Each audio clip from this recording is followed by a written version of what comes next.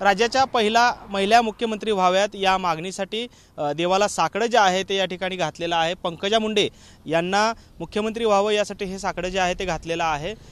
काय सांगाल, नक्की काय मागणी घेऊन आपण पायी चालत निघालेले आहात, कुठे निघालेले आहात? माझे नाव विजय नागनाथ काळे, राहणार तांदळवाडी, तालुका दक्षिण सोलापूर, जिल्हा सोलापूर। लोकनेते गोपीनाथ मुंडे यांची कन्या, या महाराष्ट्राची रणरागिणी, या महाराष्ट्राची वाघीण पंकजाताई मुंडे, या महाराष्ट्राची महिला पहिले मुख्यमंत्री व्हावं हे माझं साकडं आहे। मी ज्योतिबाला चालत चाललेला आहे।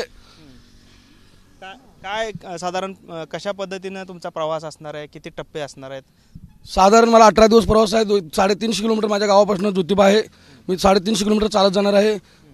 पंकजा मुंडे महाराष्ट्राचे पहिले मुख्यमंत्री व्हावून जाणार आहे। अक्कलकोट तालुक्याचे लोकप्रिय आमदार सचिनदादा कल्याण शेट्टी व दक्षिण सोलापूर जिल्ह्याचे सरचिटणीस सिद्धाराम हेले यांच्या मार्गदर्शनाखाली मी भाजपचं काम करतो। माझी एवढी एकच इच्छा आहे की पंकजाताई महाराष्ट्राचे पहिले मुख्यमंत्री व्हावं। माझा साकडा आहे ज्योतिबाला, म्हणून मी जात आहे।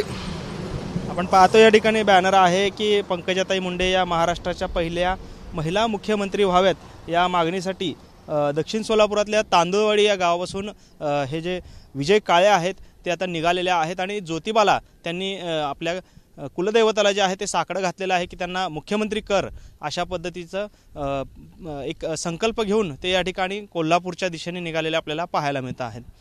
कॅमेरामन विनोद उमनाबादकरसह सागर सुरवसे, TV9 मराठी, सोलापूर।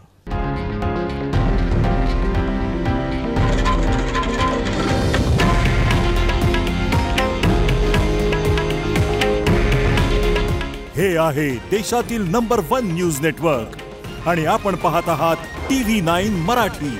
काळजी तुमची, हित महाराष्ट्राचं।